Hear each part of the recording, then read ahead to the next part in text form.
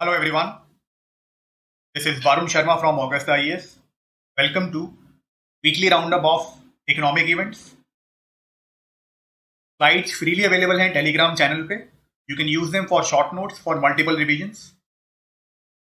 We are providing you the widest possible coverage. ये topics हैं जो कवर होंगे इस पर्टिकुलर लेक्चर के अंदर. Let us start.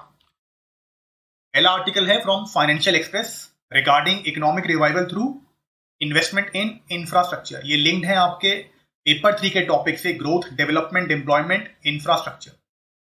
The author says international monetary fund is saying that global economy will contract, और अगर vaccine नहीं आया तो then there will be further contraction. तो there has to be some initiative for demand recovery. जो demand है वो बिल्कुल कोलैप्स कर गई है. इसकी रिकवरी के लिए कोई गवर्नमेंट को इनिशिएटिव लेना पड़ेगा. ऑथर ये कहता है कि for demand to increase there has to be an increase in some component of GDP. If we analyze the GDP from demand side और एक्सपेंडिचर अप्रोच, देन इसके फॉलोइंग कंपोनेंट्स होते हैं: consumption, investment, government expenditure and net exports. तो currently as per the article, growth in Indian economy जो है वो dominated है by consumption, but consumption and investment वो डिक्लाइन कर रही है पिछले कुछ टाइम से. इसकी वजह से जो ओवरऑल ग्रोथ है Indian economy, it is going down. This we know already that pre covid India was experiencing a slow down. Covid से पहले भी हमारे यहां पे स्लो डाउन था. अब ये रीजंस की बात करते हैं. ये बोलते हैं कि there has been a deceleration in credit supply. मतलब जो लोन्स वगैरह दिए जाते हैं इंडियन इकोनॉमी के अंदर, उसके अंदर वैसे ही पहले से ही डिक्लाइन था. इसकी वजह से जब लोन नहीं होंगे तो automatically consumption and investment will decline. For example INFS crisis हुआ था, that is infrastructure leasing and financial services का जो क्राइसिस हुआ था, उसकी वजह से पूरे के पूरे NBFC सेक्टर को they were not getting funding. उनको मार्केट से पैसा नहीं मिल रहा था. तो when NBFC are not getting funding, then they can not lend. वो आगे लेंड नहीं कर पाएंगे. तो automatically credit supply will decline, and because of that there was decline in consumption and investment in India. अब currently because of COVID demand है नहीं, तो ऑटोमेटिकली इंडस्ट्री क्या कर रही है? देयर आर जॉब्स एंड पे cuts. I think you would know that already कि करंटली इंडिया के अंदर नॉर्मली 20 to 30% पे कट तो सभी लेके बैठे हुए हैं. किसी किसी का पे कट जो है 50% भी, that is they are getting around 50 to 70% of their salary, plus कईयों की जॉब जा चुकी है. तो there will be some limit on the spending on non discretionary items. That is there will be limited spending on non discretionary item. जो non discretionary items हैं ये हमारी नेसेसिटीज होती हैं, और जो डिस्क्रिशनरी आइटम्स हैं वो होती हैं हमारी, फॉर एग्जांपल हमारी वांट्स. एक होती है हमारी नीड्स जो कि हमारी नेसेसिटीज, एक होती है हमारी वांट्स. फॉर एग्जांपल लाइफस्टाइल, किसी को पब जाना है, किसी को जो है वीकेंड पे मॉल जाना है, किसी को कहीं जाना है, किसी को कहीं जाना है. तो these are the discretionary items. But अभी करंटली पैसा है नहीं, तो there will be only spending on non discretionary, that is the necessity. So this will force people towards precautionary saving. Precautionary saving मतलब आगे जाके पता नहीं 6 महीने बाद जॉब होगा या नहीं होगा, पे कट पता नहीं कितना होगा, तो ऑटोमेटिकली लोग क्या है, a major proportion of their salary will be saved. ये होती है हमारी प्रिकॉशनरी सेविंग. तो ऐसे में जब सेविंग करेंगे हाउस होल्ड, जब जॉब लॉसेस होगी तो ऑटोमेटिकली डिमांड कम हो जाएगी. तो government has to come in to revive demand in Indian economy. अब इसके बाद ऑथर ये कहते हैं कि इंडिया के पास जो रिसोर्सेज हैं वो मिनिमम है. तो we have to make sure that जो फंड्स हैं हमारे पास limited, they should be used in such a manner उनसे रिटर्न जो है वो हाई आए. And the key area for investment is infrastructure. एक स्टडी साइट करी है इस पर्टिकुलर आर्टिकल ने by Standard and Poor. Standard and Poor ये कहता है कि if we invest 1% of GDP on infrastructure, then it will increase real GDP. Real GDP मतलब inflation adjusted जीडीपी और जीडीपी ऑन कांस्टेंट प्राइसेस। तो अगर 1% of GDP spent on infrastructure, then real GDP will increase by 2% plus there will be job creation of around 1.3 million jobs. Historically अगर हम global examples की बात करें तो then countries the world over, USA, China, Germany etcetera, इन सब ने use करा है इंफ्रास्ट्रक्चर इन्वेस्टमेंट को to provide counter cyclical support to the economy. Counter cyclical fiscal policy को एक बार थोड़ा समझ लेते हैं कि इकोनॉमिक साइकिल होती है एक, wherein there is a boom period and there is a bust period. boom period होते हैं high growth period and bust period होते हैं आपके recession, depression, slow down etcetera. Bust में मेनली आपका रिसेशन डिप्रेशन आएगा, ठीक है। स्लो डाउन जो है वो इंटरमीडिएट स्टेज। तो बूम के अंदर क्या करेगी government, if they are going for counter cyclical fiscal policy, government spending वगैरह को हम फिस्कल पॉलिसी बोलते हैं, आरबीआई की पॉलिसी को हम मॉनेटरी पॉलिसी बोलते हैं। तो काउंटर साइक्लिकल फिस्कल पॉलिसी के अंदर when there is boom, boom का मतलब बहुत डिमांड है इकोनॉमी में, तो at this point in time inflation might be high, तो government of India they can reduce their spending. अब जब वो अपनी स्पेंडिंग रिड्यूस करेंगे जैसे कि नरेगा के ऊपर या इंफ्रास्ट्रक्चर के ऊपर, तो ऑटोमेटिकली डिमांड कम होगा इकोनॉमी में। Simultaneously they can increase their taxes. जब टैक्सेस बढ़ा देंगे, for example income tax, corporate tax, तो डिस्पोजेबल इनकम, दैट इज जो मेरी इन हैंड सैलरी है वो कम हो जाएगी। जब इन हैंड सैलरी कम हो जाएगी तो ऑटोमेटिकली मेरा कंजम्पशन वो भी कम हो जाएगा। And on the other hand when there is recession, जब रिसेशन हो, तो रिसेशन क्या होता है? रिसेशन होता है when there is extreme decline in economic activity, technically speaking negative growth for 2 consecutive quarters, that is recession. तो जब रिसेशन हो तो दैट मीन्स डिमांड नहीं है इकोनॉमी के अंदर, तो गवर्नमेंट इस समय counter cyclical fiscal policy use करके डिमांड क्रिएट करेगी। ये केनेजियन इकोनॉमिक्स भी कहती है, that is they will start increasing there spending. For example government ने क्या करा अभी, प्रधानमंत्री गरीब कल्याण योजना, ठीक है, फिस्कल स्टिमुलस दे रही है government. Then government can reduce taxes, for example corporate tax जो है गवर्नमेंट ने रिड्यूस करा है। कॉर्पोरेट टैक्स जब रिड्यूस होगा तो for example earlier it was 30%, now it is 22%, तो 8% से जो है मेरी इनकम बढ़ गई। जब मेरी इनकम बढ़ जाएगी तो ऑटोमेटिकली मेरा कंजम्पशन एंड इन्वेस्टमेंट बढ़ जाएगी। जो ग्लोबल एग्जांपल्स हैं of infrastructure investment that you can use in your mains answer, you can essay etc. These are New Deal in US. ये न्यू डील आई थी आपकी बेसिकली ग्रेट डिप्रेशन के बाद, 1929 to 1933 हमारा ग्रेट डिप्रेशन चला, उसके बाद जो है न्यू डील लेके आए थे अमेरिका वाले। इसके अंदर इंफ्रास्ट्रक्चर एक कोर एलिमेंट था। रिसेंटली जब ग्लोबल फाइनेंशियल क्राइसिस हुआ, that is your recession in developed west, तो चाइना में स्लो डाउन था, इंडिया में स्लो डाउन था, तो चाइना ने इस टाइम में क्या करा, again counter cyclical fiscal policy. अब currently reports are suggesting that China again जो है स्पेशल बॉन्ड्स इशू कर रहा है अराउंड $600 बिलियन के, जिससे कि अगेन जो पैसा आएगा वो इन्वेस्टमेंट करने वाला है इंफ्रास्ट्रक्चर के अंदर और रिवाइवल ऑफ ग्रोथ। तो अब ये थोड़ा वे फॉरवर्ड सजेस्ट कर रहे हैं। They are saying that we should front load the key project. See front loading का मतलब क्या होता है, जैसे हमारा फाइनेंशियल ईयर स्टार्ट हुआ 1 अप्रैल से, तो कुछ के लिए प्रोजेक्ट के लिए गवर्नमेंट पैसा देगी अप्रैल में, कुछ के लिए सितंबर में, कुछ के लिए दिसंबर में एक्सेट्रा एक्सेट्रा। तो फ्रंट लोडिंग का मतलब है कि वी शुड स्टार्ट इन्वेस्टिंग और फंड डिस्पर्सल इन अप्रैल, मई, जून एक्सेट्रा, मतलब शुरू में ही सारा का सारा पैसा इन्वेस्ट करना शुरू कर दिया।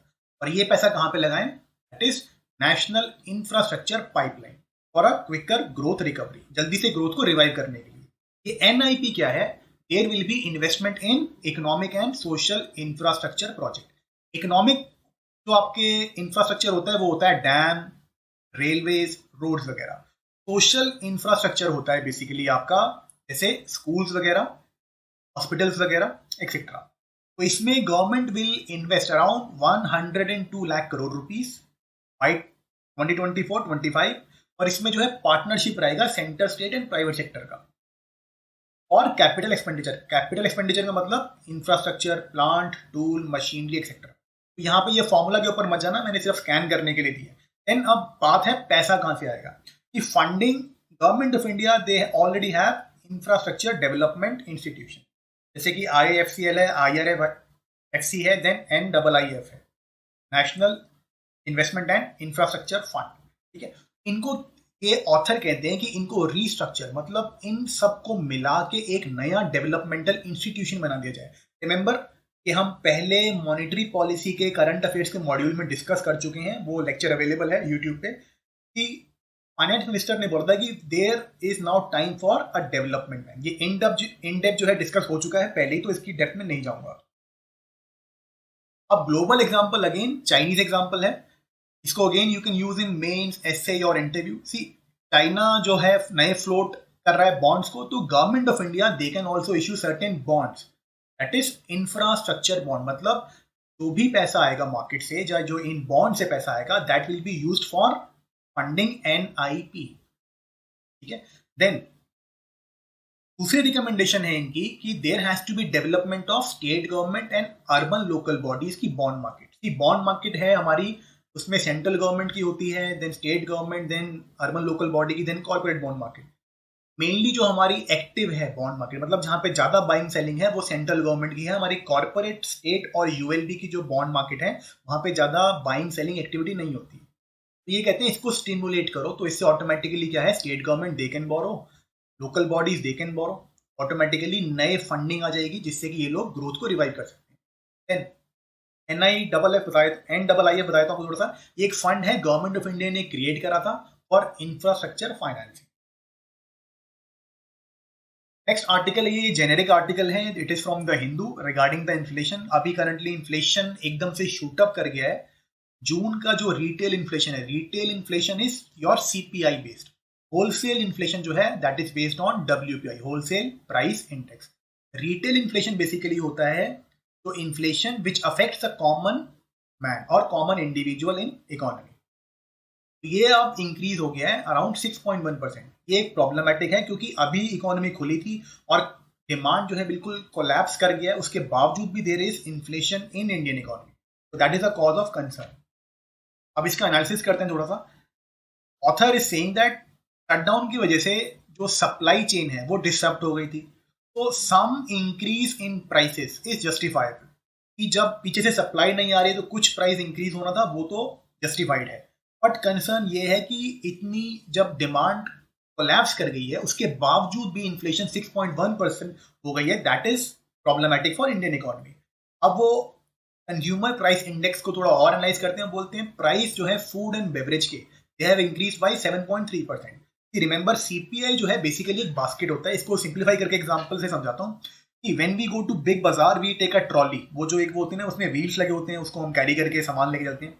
Think about CPI as that particular trolley. इसमें जो एवरेज सिटीजन या एवरेज कंज्यूमर जो कंज्यूम करता है गुड्स एंड सर्विसेज को, वो सारा डाल देते हैं। अब उसके बाद जो है इनका एक एवरेज प्राइस करीब, वेटेड प्राइस करीब निकाल लेते हैं। और जब इस बास्केट का या इस ट्रॉली का प्राइस बढ़ेगा तो इंडिया में इन्फ्लेशन होगी। जब इस पूरी की पूरी ट्रॉली का प्राइस डाउन जाएगा या पूरी बास्केट का प्राइस डाउन जाएगा तो इंडिया में डिफ्लेशन होगी। ठीक है, इस बास्केट में डिफरेंट डिफरेंट कंपोनेंट्स होते हैं, उसमें मोर देन 50% जो कंपोनेंट्स है वो हैं फूड एंड फ्यूल के। तो जब भी फूड में इन्फ्लेशन होगा तो ऑटोमेटिकली CPI में इन्फ्लेशन आ जाएगा। देन आगे चलते हैं कि साथ ही में आर्टिकल कहता है कि जो फार्मर्स थे उन्होंने पेरिशेबल्स को जो है डिस्ट्रेस सेल करा। डिस्ट्रेस सेल होता है फॉर एग्जांपल कि मुझे पता है लॉकडाउन है, अब कोई लेगा नहीं, और you know that in rural areas we don't have cold storages and warehouses. ये क्या फटाफट बेच के निकल जाते हैं, ताकि वरना ये पेरिशेबल जो है खराब हो जाएंगे। पेरिशेबल वो होते हैं जैसे आपके फ्रूट्स वेजिटेबल्स जो बहुत जल्दी खराब हो जाते हैं। इसकी वजह से देयर वाज 0.7% डिफ्लेशन। तो what is deflation? Sustained decrease in general price level. मतलब कि पहले एक चीज 100 रुपीज की थी, वो अब 95 की हो गई, फिर 90 की हो गई, फिर 85 की हो गई, दैट इज डिफ्लेशन। इन्फ्लेशन क्या होता है? पहले एक चीज 100 की थी, then 105, then 110, etcetera etcetera. Now currently इसके साथ में article says that constantly the global fuel prices they are increasing, because of which transportation cost have increased in India. जब ट्रांसपोर्टेशन कॉस्ट बढ़ेगी तो ऑटोमेटिकली जो है फार्म की, जो एग्रीकल्चर वगैरह की जो ट्रांसपोर्टेशन कॉस्ट है वो भी बढ़ जाएगी। तो there will be a generalised kind of inflation in India. जब हम बाहर से कमोडिटीज को इंपोर्ट करते हैं, उसकी वजह से जो प्राइस राइज होता है डोमेस्टिक इकोनॉमी में, उसको हम लोग बोलते हैं इंपोर्टेड इन्फ्लेशन। तो इंडिया जो है नेट इंपोर्टर है क्रूड ऑयल का, तो क्रूड ऑयल महंगा हुआ, उसको हमने इंपोर्ट करा, और उसकी वजह से जो प्राइस राइज हुआ है that is imported inflation. Then regarding the positive, author says that monsoon जो है इस बार टाइमली है, तो देयर विल बी, अभी आपको करंटली पता होगा जो आपकी खारिफ है, खारिफ की सोइंग चल रही है, ठीक है। राबी होती है विंटर, खारिफ जो है जो आपकी मॉनसून के टाइम में सो करते हैं। तो इस समय खारिफ की सोइंग चल रही है, मॉनसून जो है एकदम टाइमली है, एकदम जो है एवरेज है, लॉन्ग टर्म एवरेज है। ऑटोमेटिकली जो है बम्पर क्रॉप होगा, जब बम्पर क्रॉप होगा तो फूड प्राइसेस जो है later half of the year, ठीक है, जब ये फसल तैयार हो जाएगी तो then there will be moderation in food prices. अब ये साइट करते हैं मार्केट, एक ऑर्गेनाइजेशन है, उसका बिजनेस आउटलुक सर्वे आता है। अब बिजनेस आउटलुक सर्वे के हिसाब से जो एम्प्लॉयर्स हैं they are set to cut jobs, मतलब वो जो है कुछ लोगों को फायर करने वाले हैं to cope with reduce demand. See that is the economic logic कि जब डिमांड नहीं है, फॉर एग्जांपल मैकडोनल्ड्स में अगर कोई खाने नहीं जा रहा है तो वहां पे अगर 10 एम्प्लॉय थे तो ऑटोमेटिकली 5 को या जो है 3 को या 2 को निकाल दिया जाएगा। Simultaneously survey says that companies are will try to increase the prices, मतलब उनके जो एमआरपी हैं वो उनको बढ़ाएंगे so that they are able to protect the profitability, जिससे कि प्रॉफिटेबिलिटी बची रहे। अब इन्फ्लेशन जो है वो आरबीआई के टारगेट के बाहर जा रहा है, 6.1 आरबीआई का टारगेट है 6%। इसके बारे में थोड़ा आगे चल के बात करते हैं अभी। अब अगर आरबीआई ने और रेपो रेट को कम करा, आरबीआई बेसिकली क्या करता है, रेपो रेट को रिड्यूस करता है, उससे जो है डिमांड स्टिमुलेट होती है। तो if RBI reduces repo rate to stimulate demand then there will be increase in prices, this will lead to stagflation. India में जो है फिर स्टैगफ्लेशन हो जाएगा। स्टैगफ्लेशन क्या है वो समझ लेते हैं। स्टैगफ्लेशन बेसिकली दो वर्ड्स को कंबाइन करके बनता है, स्टैग्नेशन एंड इन्फ्लेशन। स्टैग्नेशन जो है कॉम्बिनेशन होता है of high inflation, low economic growth. जब लो इकोनॉमिक ग्रोथ होगी तो that means there is no demand, when there is no demand that means there will be firing of people और retrenchment of labour, there will be high unemployment. तो stagflation is high inflation, low economic growth and high unemployment. अब कुछ facts देख लेते हैं कि RBI जो conduct करता है monetary policy, that is under monetary policy framework that was signed between government of India and RBI. उसकी जो स्टैट्यूटरी बैकिंग है वो आती है आरबीआई एक्ट 1934 से, इसको अमेंड करा गया था। Under the monetary policy framework we are targeting inflation while keeping growth in mind, मतलब इन्फ्लेशन को टारगेट कर रहा है बट ग्रोथ के ऊपर भी एक फोकस रहेगा आरबीआई का। तो इन्फ्लेशन की टारगेटिंग है that is based on CPI. CPI मतलब 4% ऑफ सीपीआई मेरा टारगेट है, प्लस माइनस 2% अलाउड है। सो इवेंचुअली आरबीआई की जो रेंज है, जो कंफर्ट लेवल है इन्फ्लेशन का, दैट इज बिटवीन 2 to 6%। इसके अगर बाहर जाएगा तो then RBI will have to take some action to control inflation. Next article है फाइनेंशियल एक्सप्रेस से, ये रिगार्डिंग है your wage problem and job की जो प्रॉब्लम है इस समय करंट इकोनॉमी में। It is link to paper 3 topic such as growth, development, employment. Article ये कहता है कि India will have a wage problem. वो देख लेते हैं कैसे होगा। ठीक, पहली बात, इसको फैक्ट को यूज कर लेना if you want to use it in your mains और ऐसे। See urban per capita income is around 2.5 times of the rural per capita income. मतलब रूरल में अगर एक इंडिविजुअल 1 रुपी अर्न करता है तो अर्बन एरिया में वही इंडिविजुअल 2.5 रुपीज अर्न कर सकता है। That is a very big pull factor of migration. That is why rural individuals are attracted towards urban area. लेकिन करंटली कोविड की वजह से क्या हो रहा है, there is reverse migration of labour, मतलब अर्बन एरिया से लेबर जो है वापस रूरल एरियाज में जा रही है। 15 to 20% ऑफ अर्बन वर्कफोर्स जो है वो वापस जा चुकी है। इसकी वजह से आगे जाके ग्रोथ डिक्लाइन होगी। उसके रीजंस दिए आर्टिकल ने, वो देख लेते हैं क्या है। कि first of all labour supply वो कम हो जाएगी urban areas, there will be shortage of labour. जब लेबर की शॉर्टेज होगी तो obviously there will be a disruption in economic activity. For example construction में या होटल ढाबा वगैरह जो है, इनमें अगर लेबर नहीं होगी तो यहाँ पे इकोनॉमिक एक्टिविटी नहीं होगी। जब इकोनॉमिक एक्टिविटी नहीं होगी तो ऑटोमेटिकली ग्रोथ डाउन जाएगा। अब when these people are not earning, that is they have gone back, वो वापस रूरल एरियाज में जा चुके हैं, अर्न नहीं कर रहे हैं। जब वो अर्बन एरिया में अर्न कर रहे होते हैं तो these people they send back their salaries home, अपनी सैलरीज को वापस सेंड करते हैं, जिसे हम रेमिटांसेस बोलते हैं। अब रूरल एरियाज में जब रेमिटांसेस नहीं जाएंगी तो ऑटोमेटिकली वहां पे जो डिमांड है वो डिक्लाइन होगी। तो that is again an issue. Plus तो यहाँ पे सरप्लस लेबर है, दैट इज रूरल एरियाज के अंदर जो एक आर्मी बन जाएगी सरप्लस लेबर की, वो वेज रेट को नेगेटिवली अफेक्ट करेगी। बेसिक फंडा होता है डिमांड एंड सप्लाई का इकोनॉमी। तो रूरल एरियाज में अगर सरप्लस है लेबर का, तो लेबर का जो रेट है वो डाउन आएगा, और जो लेबर का रेट होता है वो क्या होता है, wages. Automatically wages will come down, और जब वेजेस डाउन जाती हैं तो that means demand will be less. क्योंकि एक इंडिविजुअल जो पहले महीने का 10,000 रुपये कमा रहा था, अब वो 5,000 रुपये कमाएगा, तो ऑटोमेटिकली वो कंज्यूम नहीं कर पाएगा उतना जितना वो पहले करता। जब कंजम्पशन नहीं होगा तो डिमांड नहीं होगी, डिमांड नहीं होगी तो ग्रोथ नहीं होगी। नेक्स्ट, ये इसके बाद कहते हैं आर्टिकल में कि अभी we are very excited enthusiastic regarding rural recovery. अब रूरल रिकवरी इनके हिसाब से क्यों हुई है, बिकॉज लॉकडाउन जो था वो स्ट्रिक्टली एप्लीकेबल नहीं था रूरल एरिया में। फॉर एग्जांपल एग्रीकल्चर एक्टिविटी जो है गवर्नमेंट ने अलाउ करी हुई थी, प्लस जो फिस्कल स्टिमुलस है दैट इज गवर्नमेंट एक्सपेंडिचर जो है रिवाइव करने के लिए growth, that was mainly directed towards the rural areas. For example प्रधानमंत्री गरीब कल्याण योजना, जो बाकी के सब्सिडीज वगैरह हैं, वो मोस्टली रूरल इंडिया में गए हैं, तो that is why there is demand. Plus monsoon जो है वो नॉर्मल होने वाला है और वो टाइमली है, तो there are chances of rural recovery.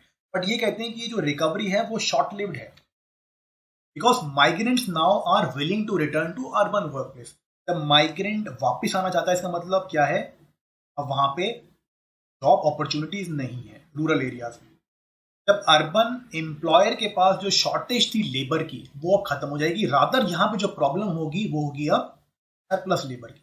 तो रूरल से ये लोग वापस आ रहे हैं अर्बन एरिया में, और अर्बन एरिया में अब सरप्लस लेबर होने वाली है। अब इंडिया में 85% ऑफ लेबर फोर्स जो है वो अनऑर्गेनाइज सेक्टर के अंदर है। अब अनऑर्गेनाइज सेक्टर क्या होता है, basically they operate on low cash surplus, मतलब इनके पास बहुत कम पैसे होते हैं, सेविंग्स वगैरह इनकी बहुत कम होती है। ये डिपेंड करते हैं कि सेल होगी, पैसा आएगा, उससे वेच दे देंगे। जब इनके पास डेली कैश फ्लो नहीं आएगा तो जो करंट इकोनॉमिक शॉक है दैट इज कोविड, ये उसको झेल नहीं पाएंगे, they won't be able to survive. जब कोविड की वजह से ये लोग वाइंड अप करेंगे तो automatically there will be job loss. तो that is what is going to happen in urban India. और साथ ही में ये कहते हैं कि currently India is experiencing first round of job losses.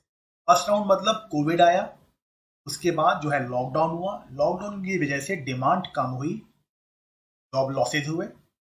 अब लोगों ने क्या करा कि सेविंग्स करनी स्टार्ट कर दी, मतलब जो भी मेरी सैलरी कट होके मुझे मिल रही है उसमें से मेजॉरिटी मैं सेव कर रहा हूँ, क्योंकि कोविड की वैक्सीन आई नहीं है, पता नहीं आगे जाके क्या होगा। तो सेविंग्स मैंने बढ़ा दी है, अपनी सेविंग्स मैंने बढ़ा दी, इसका मतलब मैंने अपना कंजम्पशन कम करा होगा। जब मैंने कंजम्पशन नहीं करा that means there will be low demand. अब आएगा इस लो डिमांड की वजह से second round of job loss. जब ये second round of job losses आएगा, it will be driven by lack of urban job opportunity. क्योंकि अर्बन एरियाज में जैसे कि आपके सेक्टर्स हैं रेस्टोरेंट, होटल्स वगैरह, सी फॉर एग्जांपल ओयो ने अभी करंटली, ओयो आपको होटल चेन है वो पता होगा, ओयो ने अभी फायर करा है स्टाफ, क्योंकि टूरिज्म कोलैप्स कर गया है। प्लस लोग जो है they are not going for eating out, आपके मैकडोनल्ड्स, डोमिनोज वगैरह, इवन जो नॉर्मल रेस्टोरेंट वगैरह होते हैं वहाँ लोग नहीं जाते हैं, तो ऑटोमेटिकली क्या होगा, there will be firing of people, there will be lack of job. इसकी वजह से अगेन वेज ग्रोथ डिक्लाइन करेगी, मतलब जो सैलरी में इस साल तो भूल ही जाओ कि अप्रेजल होगा या you will ask for a hike in your salary, job बच जाए वही काफी होगा मेजॉरिटी ऑफ इंडियंस के लिए। अब सरप्लस लेबर है, plus there is low economic activity, so automatically there will be decline in wages.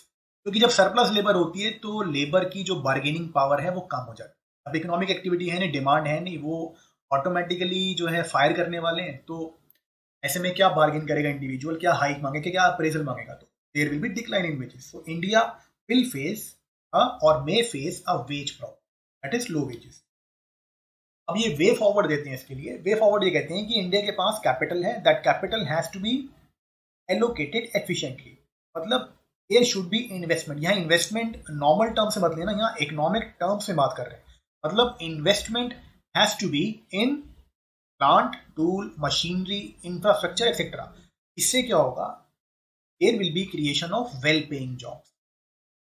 कि यही रिकमेंडेशन पहले का एक इकोनॉमिक सर्वे दे चुका है। ये मैंने डेलिबरेटली यहाँ पे इकोनॉमिक सर्वे की रिकमेंडेशन डाली है कि बात ये वाला आर्टिकल भी सेम कह रहा है, बात इकोनॉमिक सर्वे भी सेम कह रहा है, लेकिन when we write that economic survey recommends that there has to be investment for job creation, then आधे एक मार्क का एज मिलने का चांस रहता है। तो आधे आधे मार्क की लड़ाई है अंदर।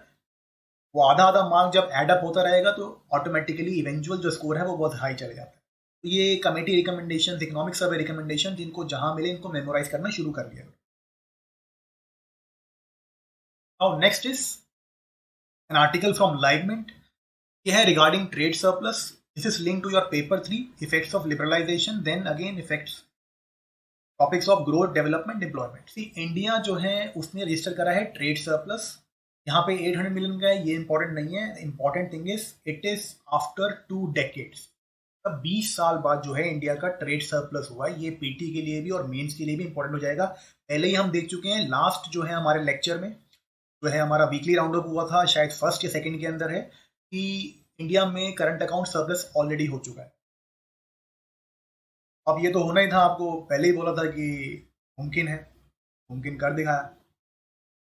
अब इसको थोड़ा एनालिसिस करते हैं कि ज़्यादा खुश होने की ज़रूरत नहीं है कि हमारा ट्रेड सरप्लस हो गया, बिकॉज ट्रेड जो सरप्लस हुआ है वो हुआ है बिकॉज ऑफ लो इम्पोर्ट। हमारी जो इम्पोर्ट है वो बिल्कुल कोलैप्स कर गए हैं। और इम्पोर्ट क्यों कोलैप्स कर गए हैं? Because of collapse in domestic demand. हमारे यहाँ जो डिमांड कोलैप्स कर गई है, इसकी वजह से हम लोग इम्पोर्ट नहीं कर रहे हैं। प्लस जो मर्चेंडाइज एक्सपोर्ट है, मतलब एक्सपोर्ट इन गुड्स, वो कॉन्ट्रैक्ट हुए थोड़े कम। इसकी वजह से देयर इज ट्रेड सरप्लस। इसको सिंप्लीफाई करके समझाता हूँ कि इंपोर्ट क्या है, मेरा खर्चा, माई एक्सपेंडिचर। तो माई expenditure has reduced, my imports or my expenditure has been reduced by 47%.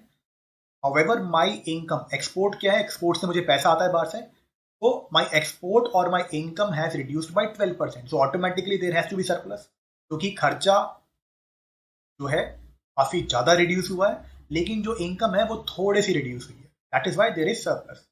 अब यहाँ पे कॉन्ट्रैक्शन जो है इंपोर्ट का, that is in crude oil, क्योंकि अब जब लॉकडाउन था तो पेट्रोल की जरूरत नहीं थी, तो automatically there will be crude oil import में डिक्लाइन। प्लस गोल्ड के जो इंपोर्ट्स थे वो भी डिक्लाइन करेंगे, which is a good thing for us. Then article says that India's current account balance, उसमें भी सरप्राइज मार्जिनल सरप्लस हो गया है in March quarter after gap of 12 years. ये याद रखना इस साल की करंट अकाउंट और आपका ट्रेड सरप्लस, ये दोनों इंपॉर्टेंट हो जाएगा पीटी के लिए भी, मेंस के लिए। Even people who are going for interview they also have to look for it. अब डोमेस्टिक इकोनॉमी की डिमांड चली गई थी लॉकडाउन की वजह से, जिसकी वजह से इंपोर्ट कम हुए हैं, तो ऑटोमेटिकली करंट अकाउंट बैलेंस जो है वो सरप्लस में है, और सरप्लस में ही रहेगा इस आर्टिकल के हिसाब से फाइनेंशियल ईयर 21 में। अब इसी से लिंक्ड आर्टिकल है, थोड़ा जल्दी करेंगे, थोड़े ही ये सिमिलर ही पॉइंट कह रहे हैं बेसिकली। डिमांड प्रॉब्लम, ये है इंडियन एक्सप्रेस का आर्टिकल। कहते हैं ट्रेड सरप्लस जो हमारा है, it is not indicative of turn around in export. मतलब जो हमारा ट्रेड सरप्लस है उससे खुश नहीं होना चाहिए, बिकॉज वो एक्सपोर्ट्स इंक्रीज होने की वजह से नहीं हुआ है, rather it is because of decrease in import because of collapse in domestic demand. और ये प्रॉब्लम क्यों है? बिकॉज हम लोग अब अनलॉक फेज में आ चुके हैं। मतलब अब लोगों ने घर से निकलना शुरू कर दिया, इकोनॉमिक एक्टिविटीज पिकिंग अप, फिर भी डिमांड नहीं है, फिर भी इंपोर्ट नहीं है। और ये जो अपस्विंग इन एक्सपोर्ट्स है, अपस्विंग इन एक्सपोर्ट्स का मतलब कि पहले जो हमारे एक्सपोर्ट थे वो कॉन्ट्रैक्ट कर गए थे अराउंड 50% से, अब जो उनका लेवल है कॉन्ट्रैक्शन का वो है 12% से। तो इसको जो है इकोनॉमिस्ट और जो गवर्नमेंट है वो कह रही है कि अब रिवाइवल हो रहा है एक्सपोर्ट में। लेकिन जब रिवाइवल हो रहा है एक्सपोर्ट में, दैट मीन्स बाकी कंट्रियों में ग्रोथ हो रही है, while India is lagging behind. Plus ये कहते हैं, और जो चिंता की बात है, even more worrying is that there is a decline in consumer and industrial goods import. मतलब कि आपकी जो कंजम्पशन के जो गुड्स होते हैं, जैसे कि इलेक्ट्रिकल्स वगैरह, जो बाकी गुड्स हो गए, उनमें भी डाउन जा रहे हैं, उसमें भी डिक्लाइन है। प्लस जो इंडस्ट्रियल गुड्स है, मतलब आपकी जो मशीनरी है, उसमें भी डिक्लाइन जा रहा है। और जो मशीनरी है दैट रिफ्लेक्ट्स योर इन्वेस्टमेंट। और अगर इन्वेस्टमेंट डाउन जाती है, that means there won't be productivity gains in Indian economy. This will severely effect the productivity of Indian economy. हमारी कॉम्पिटिटिवनेस को, हमारी प्रोडक्टिविटी को नेगेटिवली अफेक्ट करे। नेक्स्ट आर्टिकल है आपका फाइनेंशियल एक्सप्रेस से, it is regarding basic income support. It is link to paper 1 poverty and developmental issues, paper 2 social justice poverty and hunger again, paper 3 issues of growth development and employment. जब भी newspaper देखा करो तो उसको place करा करो उस particular content को, उस आर्टिकल को, कि इसको मैं कहाँ कहाँ यूज कर सकता हूँ. तभी जो है थोड़ा फोकस तैयारी होती है, वरना क्या आर्टिकल पढ़ा बाद में पता नहीं उसे कहाँ रखना. थोड़ा प्लेस करना शुरू करोगे, थोड़े थॉट फ्रेमवर्क वगैरह बनाओगे तो रिकॉल अच्छा होगा एग्जाम के अंदर, रिवीजन में इजी रहेगा. अब यहाँ पे ये कहते हैं बेसिकली कि ग्लोबल इकोनॉमिक कॉन्ट्रैक्शन जो हुआ है कोविड की वजह से, so now there is again a discussion regarding universal basic income, जो कि सप्लीमेंट करेगी हमारे social safety net. Social safety net basically क्या होता है, हमारे जो पेंशन वगैरह होते हैं जो गवर्नमेंट या कम्युनिटी वगैरह प्रोविजन करती है कि अल्टीमेटली अगर इंडिविजुअल अनएम्प्लॉयड हो जाए या कोई प्रॉब्लम आए तो उसको एक मिनिमम बेसिक इनकम सपोर्ट के लिए मिल जाए. अब यहाँ पे जो एनालिसिस है उसके अंदर चलते हैं कि supporters of basic income say that this unconditional safety net can help people out of poverty. See, try to recall the article which we did in earlier weekly roundups. उसमें ये बोला गया था आर्टिकल के अंदर that around 40 million people they have been pushed into poverty. वो article ये कह रहा था कि let us say कि पावर्टी लाइन इज 100 रुपीज और कुछ लोगों का consumption is just above the poverty line, मतलब कि अराउंड 120 रुपीज उन्हें कंजम्पशन है और 100 रुपीज जो है हमारी पावर्टी लाइन है, so automatically those people will be above poverty line. अब क्या हुआ, लॉस ऑफ लाइवलीहुड. जब लॉस ऑफ लाइवलीहुड हुआ तो ऑटोमेटिकली इनका कंजम्पशन डाउन जाएगा, 80 रुपीज 70 रुपीज 50 पे आ जाएगा. That means they will be pushed below poverty line. तो अगर ऐसे में एक इनकम सपोर्ट हो, कहीं से मुझे पैसे आ रहे हो मिनिमम इनकम, तो individual will not be pushed into poverty. Plus इससे क्या होगा कि अगर मुझे पता है कि there is some income support, तो what I can do, I can learn new skills जो उस टाइम के हिसाब से ज़रूरत है जिसकी, जो हमारे वोकेशनल जो है क्वालिफिकेशन कोर्स वगैरह चलते हैं गवर्नमेंट ऑफ इंडिया के, स्किल इंडिया मिशन वगैरह, मैं वहाँ पर जा सकता हूँ. Plus I can apply for more jobs. लेकिन अगर ये सेफ्टी नेट नहीं है तो फिर क्या इशू रहेगा, individual has to go to NREGA, क्योंकि नरेगा होगा तो पैसे होंगे तो ही तो खाना खाएंगे. नहीं तो अगर ये सब प्रोविजन गवर्नमेंट ने मुझे करके दे दिए हैं तो मैं थोड़ा आगे का सोच सकता हूँ, नहीं तो मुझे हर दिन का सोचना पड़ेगा कि नेक्स्ट मील कहाँ से आने वाली. नाउ इंक्रीजिंगली इंपॉर्टेंट है ये safety net in age of automation. इसको लिंक करने की कोशिश करो with industrial revolution 4. Industrial revolution 4 क्या है आपका, इंटरनेट ऑफ थिंग्स. ठीक है, तो इन सब चीज़ों की वजह से, आर्टिफिशियल इंटेलिजेंस वगैरह की वजह से ऑटोमेशन होगा. जब ऑटोमेशन होगा, सी फॉर एग्जांपल अपार्टमेंट्स वगैरह में, ऑफिस वगैरह में गार्ड बैठे होते हैं, 4 सिक्योरिटी गार्ड गेट पे. अब इसकी जगह अगर ऑटोमेशन हो गया जिसमें कि वो स्कैन कर देगा एक टैग को, RFID टैग होते हैं, स्कैन कर देगा, वो बैरियर खुल जाएगा, तो ये 4 सिक्योरिटी गार्ड की जरूरत नहीं पड़ेगी. ऑटोमेटिकली क्या होगा, ऑटोमेशन की वजह से ये सिक्योरिटी गार्ड जो है ये घर बैठेंगे. तो this can lead to unemployment. इस पे इंटरनेशनल लेबर ऑर्गेनाइजेशन ILO की एक रिपोर्ट पहली आ चुकी है कि because of industrial revolution 4 there will be massive job losses in developing countries like India. तो इनको लार्जर एसे वगैरह के पर्सपेक्टिव से या अपने ऑप्शनल सोशियोलॉजी वगैरह के पर्सपेक्टिव से देख के चलना. अब ग्लोबल एग्जांपल है, इसकी बात करते हैं. इसको again you can use in your mains, essay, interview. See Spanish government, Spain ने क्या करा है बेसिकली, अभी कोविड की वजह से वो एक नेशनल मिनिमम इनकम लेके आए लो इनकम हाउस होल्ड के लिए, इसको कि वो $500 पर मंथ देंगे. इसकी जो टोटल कॉस्ट आएगी 3 बिलियन यूरोज आएगी. अब डिमांड कॉन्ट्रैक्शन है तो there is unemployment. Contractual labour for example Maruti plant वगैरह के अंदर जो है, हरियाणा वगैरह के अंदर, वहाँ पे जो कॉन्ट्रैक्चुअल लेबर है मारुति प्लांट मंथ, तो कॉन्ट्रैक्चुअल लेबर घर बैठेगी. जो इनफॉर्मल सेक्टर वगैरह हैं, जो नॉर्मल जो आपके ढाबा होते हैं, कंस्ट्रक्शन वर्कर होते हैं, ये सब लोग भी घर बैठे होंगे. प्लस फॉर्मल सेक्टर एम्प्लॉइज, यहाँ पे भी फायरिंग हुई है, जैसे ओयो का केस डिस्कस करा. एंड वे जो है ये लोग सब अनएम्प्लॉयड बैठे हुए हैं घर के अंदर. नाउ वे फॉरवर्ड सजेस्ट करते हैं, ये कहते हैं कि एक नीड बेस्ड बेसिक इनकम हो जाए, मतलब यूनिवर्सल नहीं, ये एक जो है नीड बेस्ड बेसिक इनकम की बात है. ये तो यूनिवर्सल होता है बेसिकली सबके लिए, that is even Ambani will get UBI. लेकिन नीड बेस्ड में क्या होगा, आप लो इनकम हाउस होल्ड को ही दोगे. This need based basic income can be used to supplement NREGA. अब बेसिक इनकम इनके हिसाब से जो इनका एस्टिमेट है वो कहते हैं कि पर हाउस होल्ड पर एडल्ट जो है अराउंड 6,000 पर एडल्ट पर मंथ दे देंगे. और प्रिजम्पशन इनकी ये है कि ये कह रहे हैं 2 एडल्ट होंगे एक घर में. तो कॉस्ट जो है इसकी आएगी अराउंड $160 पर हाउस होल्ड, वाइल जो स्पेन की कॉस्ट आ रही है वो है $500 पर मंथ। बट ये कहते हैं कि there are chances that individual will not spend the money. अब ये लोग क्या कहते हैं, अभी डिस्कस करता हमने ना प्रिकॉशनरी सेविंग, कि आगे फ्यूचर अनसर्टेन है, पता नहीं आगे पैसा आएगा नहीं आएगा, जॉब होगी नहीं होगी, तो लोग क्या है सेव करना शुरू कर देंगे। जब सेव करना शुरू करेंगे ऑटोमेटिकली डिमांड डाउन जाएगी और ग्रोथ डाउन जाएगी। तो ये कहते हैं इसको थोड़ा और ये मैनिपुलेट करते हैं, ये कहते हैं बेसिक इनकम सपोर्ट जो है उसको आप 6,000 दे दो कैश के अंदर और 6,000 दे दो स्पेंडिंग वाउचर के अंदर। मतलब दो एडल्ट हैं, एक को कैश दे दिया, एक को स्पेंडिंग वाउचर दे दिया। अब इसको आप स्मार्टली यूज कर सकते हो। अगर यूनिवर्सल बेसिक इनकम के ऊपर आपसे कोई आर्ग्यूमेंट कर रहा है या पेपर के अंदर जो है आपने वे फॉरवर्ड लिखना है, क्योंकि यूबीआई का एक क्रिटिक ये है कि we are a patriarchal society and in patriarchal society males of the household they will be controlling the income.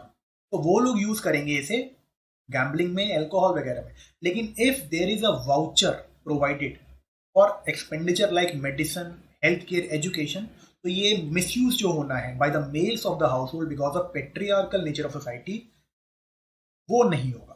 तो इसको आप स्मार्टली इनोवेटिव अप्रोच यूज कर सकते हो वे फॉरवर्ड वगैरह। तो इससे क्या होगा, money will be back into the economy. अगर से एक सिंपल यूपीआई रखेंगे तो हो सकता है कि लोगों को आपने 6,000 दिए, दो एडल्ट का आ गया 12,000 पे आ गया और 12,000 में से उन्होंने 6 या 8,000 पे घर रख लिए। लेकिन अगर आपने कॉम्बो दिया एक कैश का प्लस स्पेंडिंग वाउचर का, तो सारा का सारा पैसा वापस इकोनॉमी में स्पेंड होगा, जिससे कि टोटल डिमांड बढ़ेगी and then there will be economic growth. Next चलते हैं, that is on solar sector. This article is from the Hindu.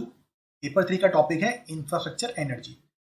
The article says that India's installed capacity currently is around 35 gigawatts और इसका जो projected addition है by 2024 that will be around 50 gigawatts। लेकिन हमारा जो गोल है गवर्नमेंट ऑफ इंडिया का by 2022 that is 100 gigawatt। तो there will be a deficit, a sharp deficit। अब ये थोड़ा इसका एनालिसिस प्रोवाइड करते हैं। सी हमारे यहाँ इंडिया के अंदर जो सोलर सेल की मैन्युफैक्चरिंग है वो बहुत लो है, कैपेसिटी नहीं है हमारे पास, तो we are relying on China.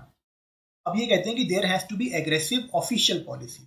Again China से example, see if you are observing it, तो मोस्टली आर्टिकल में क्या हो रहा है, चाइनीज एग्जांपल यूज हो रहा है। जो भी हमारे आर्टिकल्स हैं द हिंदू में, बिजनेस स्टैंडर्ड में, फाइनेंशियल एक्सप्रेस में, वो सब चाइनीज मॉडल को रिकमेंड कर रहे हैं। That means China has done something wrong and India has done something not so right. Anyways, तो राइस हुआ है चाइना का। पहले था एक इनसिग्निफिकेंट मैन्युफैक्चरिंग कैपेबिलिटी थी 1990s में सोलर सेक्टर में, अब वर्चुअल डोमिनेंस है। वो देख लेते हैं कैसे है।